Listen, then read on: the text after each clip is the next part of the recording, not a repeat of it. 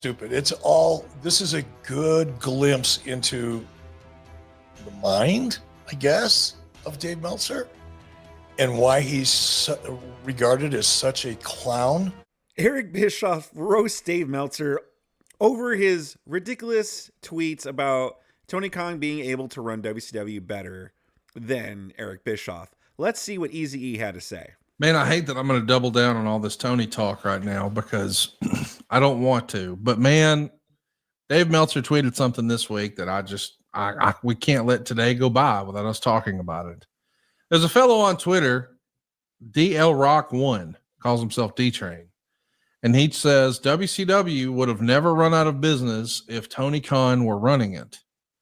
And Dave Meltzer quote tweeted it and said, I've never thought about this, but it is probably true. I mean, we'll never know. We don't know if it would have had the assent, but if he opened the checkbook and signed the top guys and treated them well, maybe would have. He could copy New Japan Pro Wrestling as well, and maybe more than just one angle because he'd study. Never done the 2000 descent, but maybe he'd have never lost Austin and pushed him and more aggressively pursued Dwayne. Too many factors we don't know.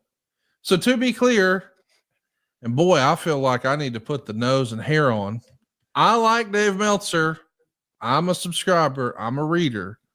But goodness gracious, if Tony Khan were running WCW, he would have seen that Steve Austin wasn't so stunning. He should have been stone cold. He would have pursued a Canadian NFL washout, a Canadian League football player, and said, we're going to call you The Rock. I know you're calling yourself Flex Kavana, but we're going to switch that up. And the collapse that happened for WCW in the year 2000, that definitely wouldn't have happened. And the only good idea that Eric Bischoff had was the NWO, and he clearly just stole that from New Japan.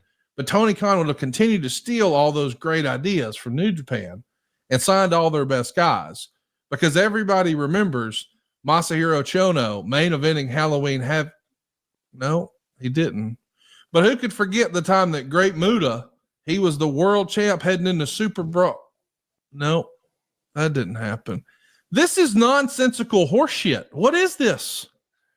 It's pretty bad when even Tony Khan fanboy, AEW sympathizer Conrad Thompson, who always cries and just he gets so upset when Eric Bischoff calls them out. He's like, "Come on, Eric, why? That's too far, Eric." But it's pretty bad when even Conrad, "Come on, Eric" Thompson is saying this is ridiculous. Let's see what Eazy-E has to say, though. It's so ridiculous. It's hard to respond to. It's all stupid. This is a good glimpse into the mind, I guess, of Dave Meltzer and why he's regarded as such a clown when it comes to his knowledge and understanding of the wrestling business. There's something weird going on with Dave, and I don't know quite what it is. But let's just take a couple of, and you pointed out a couple of things that were just absurd. But yeah, Tony did so well with, I don't know, Cody and Punk. He surely wouldn't have let Steve go, even though, by the way, if you go back and listen to the podcast I did with Steve Austin way back when, we get into this. And Steve Austin said on his podcast, Eric, if I were you, I would have fired me too. But Tony's done such a great job managing talent that it's hard for Dave to believe, even though he fucked up Cody Rhodes and he fucked up CM Punk, it's been a huge disaster for his company that he's never recovered from. I recovered. I let Steve Austin go, and WCW had its greatest run ever. So Steve Austin wasn't Stone Cold Steve Austin then. He wasn't he wasn't the biggest star in the industry at that point. He was a mid-carder who got released. CM Punk was AEW's biggest star, and he let him go for Jack freaking Perry. Like, who does that? Tony Khan let CM Punk go, and he's been in the toilet, circling the drain ever since. So just that fact is, I think, a really clear reflection of how Dave thinks and how disconnected and out of touch he really truly is. It's bizarre. This is now getting into this is a bizarro world. Again, the subculture, cage match ranking, dirt sheet, IWC, Dave Meltzer fans, no offense to you, Conrad, are some of the weirdest fucking people in the world that don't even know how clueless they are. Eric, the thing that really makes me scratch my head, there's a lot in here that I don't get. But for sure that it never had the 2000 descent. That implies, and I'm an AEW supporter, I'm an AEW fan, I'm going to continue to be. The 2000 collapse has already happened. What is he talking about? Well, that's to suggest that AEW isn't collapsing, which it clearly is. No, that's what I'm saying, though, is like the 2000 collapse, the equivalent for AEW has already happened. Yeah. I'm saying, look at where the ratings went to for Thunder and Nitro versus where they are for Collision and Dynamite. It's already happened. The big star, the Stone Cold leaving, his name's Cody Rhodes. It already everything that Dave's saying, well, this wouldn't have happened and that could have, it's already kind of happened. Like now the question is, can Tony pull the nose up? And I think we all agree, Eric, it's best for the wrestling industry and the people, the performers in it, if he does pull the nose up. Like guys if AEW goes out of business, it's not like there will be other networks jumping at the chance to televise wrestling. Quite the opposite. Like you need it to be successful in order for there to be a third. Like right now, in theory, we have two viable national options, and TNA feels like it's bubbling up. They've got big announcements coming. It feels like there's big stuff on the horizon for them. It would be really great if we were back to there was a strong three. But man, if we go back to it's just WWE, the whole industry could be forever changed. So no one is beating the drum wanting Tony Khan to not be successful. Quite the opposite. But the hard work starts now. Like all the bad things have already happened. Now you got to pull the nose up, right? I mean, absolutely. Brian, Conrad Thompson has the right idea here. Like, listen, he's this AEW fanboy. But absolutely, like, if you want there to be more options in wrestling and on bigger networks and stuff, yeah, you got to want AEW to succeed. But the thing is, helping AEW succeed isn't just making excuses for them. Like what a lot of these fans and diehards like to do. They just like to make excuses, brush it off as you're just hating. But no, if AEW fails, then yeah, it's just going to go back to WWE as the big number one network and stuff, or number one wrestling promotion. And yeah, and absolutely, more options is great, but something needs to change in AEW in order for that to happen. I just don't get how we're saying those things wouldn't have happened. It's like, dude, they already did. Because Dave is clueless and disconnected.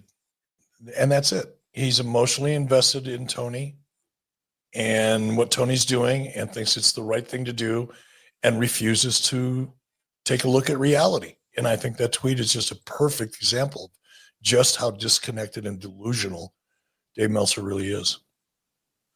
It's funny though too. I was just laughing at the way he puts it as Dave is emotionally invested in Tony Khan. It just sounds like he has this, like, he's having like a love affair. Like he has this crush on Tony Khan, or he's in love with Tony Khan. And right, I think Dave Meltzer is just kind of a paid propagandist for AEW. That's my theory. I have no proof.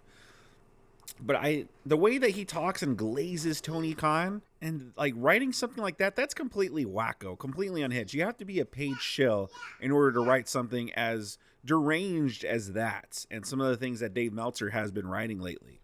How long have you felt like Dave Meltzer had a hard on for you personally? Just with the way he writes, like he could copy New Japan as well, and maybe more than just one angle because he'd study.